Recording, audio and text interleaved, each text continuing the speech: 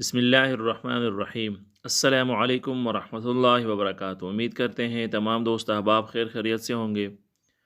دوستو، پچھلے سبق کے اندر ہم ادغام کو مکمل اپنے تمام قسموں سمیت پڑھا چکے ہیں، جبکہ آج کے اس سبق کے اندر ہم مد کی اقسام کو مختصر انداز میں اور انتہائی جامع انداز میں آپ لوگوں کو پڑھائیں گے۔ یعنی مد کی جو 4 قسمیں ہیں ان کو مختصر طور پر اور بہترین انداز سے انشاءاللہ العزیز سمجھانے کی کوشش کریں گے۔ پھر بھی اگر کسی بھائی کو سمجھ نہ آئے اور کوئی بات جو ہے اس کو سمجھ نہ سکے تو وہ کمنٹ کر کے پوچھ سکتا ہے، انشاءاللہ العزیز ہم اس کو جو ہے بتلا دیں گے۔ ویڈیو آپ لوگوں نے اسکپ نہیں کرنی، درمیان میں نہیں دیکھنی۔ اس کی وجہ یہ ہے کہ یہ ویڈیو آپ کے وقت کو ضائع کرنے والی ویڈیو نہیں ہے، بلکہ اس ویڈیو کو دیکھنے سے آپ کو فائدہ ہی ہوگا۔ تو اس سے دنیا اور آخرت کا فائدہ جو ہے آپ کو ہوگا۔ تو اس لیے جو ہے ویڈیو کو خود بھی دیکھنا ہے مکمل، چینل کو سبسکرائب کرنا ہے، اگر نئے ہیں تو بیل آئیکن کے بٹن کو دبائیں تاکہ ہماری ہر آنے والی ویڈیو جو ہے آپ تک سب سے پہلے پہنچے، اور ساتھ جو ہے دوستوں کے ساتھ شیئر بھی کرنا ہے تاکہ ہر مسلمان کو جو ہے اس کا فائدہ جو ہے وہ پہنچے۔ اور دوسری بات یہ ہے کہ دوسرے کے فائدے کے ساتھ ساتھ آپ کا اپنا فائدہ بھی ہوگا۔ اس کی وجہ یہ ہے کہ اگر کوئی بھی جو ہے قرآن کریم سیکھ لیتا ہے، اس کو سیکھ کر اور اس کو دیکھ کر، تو جب تک وہ پڑھے گا، جب تک جو ہے وہ اس کی تلاوت کرے گا اور صحیح طریقے سے کرے گا کما حق کو، جس طرح اس کا حق ہے، تو اس کا فائدہ جو ہے، اس کا جو ثواب ہے، اس کے ثواب میں آپ برابر کے شریک ہوں گے۔ تو یہ بہت بڑا فائدہ ہے۔ تو اس لیے اس ویڈیو کو دیکھنے کے بعد آپ جو ہے پچھتائیں گے نہیں، بلکہ آپ خوشی ہوں گے، آپ کو سکون ہی ہوگا۔ تو چلے جی شروع کرتے ہیں۔ مد کی اقسام۔ مد عربی زبان کا لفظ ہے، اس کا معنی ہے کھینچنا اور لمبا کرنا۔ حروف مد کو ان کی اپنی اصلی اور فطری مقدار کے مطابق لمبا کرنا مد اصلی کہلاتا ہے، اور اس کی مقدار بقدر 2 حرکت ہے، جیسے قالو میں الف اور واو، داعی میں یا، جبکہ کسی سبب سے ان حروف کو زیادہ لمبا کرنا مد فری کہلاتا ہے، جیسے جاء میں۔ اچھا، مد فری کے 2 اسباب ہیں، حمزہ اور سکون اصلی جو ہمیشہ پایا جائے، یا سکون عارضی جو صرف وقف کی صورت میں جو ہے پایا جائے۔ سمجھ آ گئی؟ مد فری کی کتنے اسباب ہیں؟ صرف 2 اسباب، حمزہ اور سکون اصلی جو ہمیشہ اس میں جو ہے وہ پایا جائے، اور دوسرا جو ہے سکون عارضی جو صرف وقت کی حالت میں پایا جاتا ہے۔ مد کی اقسام۔ نمبر 1، مد متصل، جب حرف مد کے بعد اسی کلمے میں حمزہ ہو، جیسے جاء، سوء، سیئت۔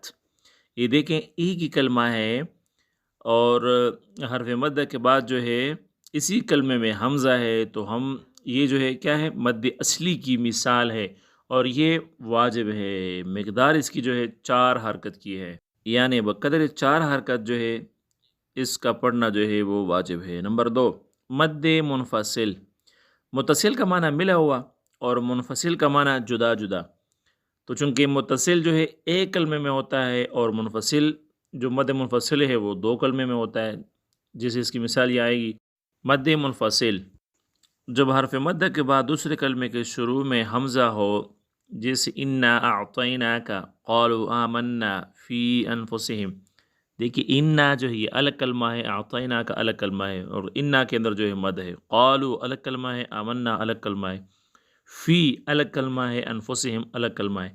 تو ان کو اس لیے مد منفصل کہتے ہیں کہ یہ الگ الگ کلمے ہیں دونوں، تو پہلے کلمے کے اندر جو ہے مد ہے، اس لیے اس کو مد منفصل کہتے ہیں، اور یہ اس کو بھی بقدر 4 حرکت اس کو بھی لمبا کریں گے۔ نمبر 3، مد لازم۔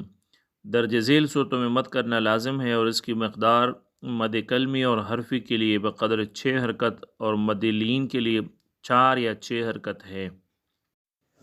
تو اس کی جو ہے 4 صورتیں ہیں۔ نمبر 1، مد لازم کلمی، حرف مد کے بعد اسی کلمے میں مشدد حرف یا ساکن حرف ہو جس کا سکون اصلی ہو، جیسے الآن، حاج، ولا الضالین، اتحاجونی، اب یہاں پر جو ہے مد لازم کلمی ہے، کیونکہ یہاں پر جو ہے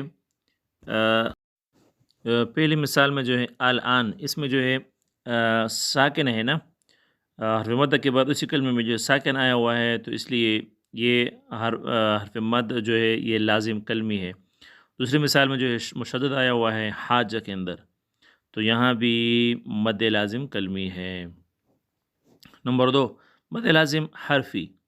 حرف مدہ حروف مقطعات میں سے ہو اور اس کے بعد والے حرف پر تشدید یا سکون اصلی ہو، جیسے قاف، صاد، نون، الف لام میم۔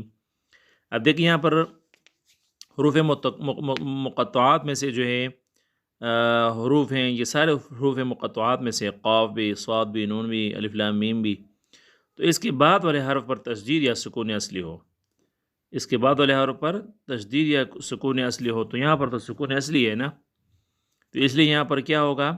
مد لازم حرفی۔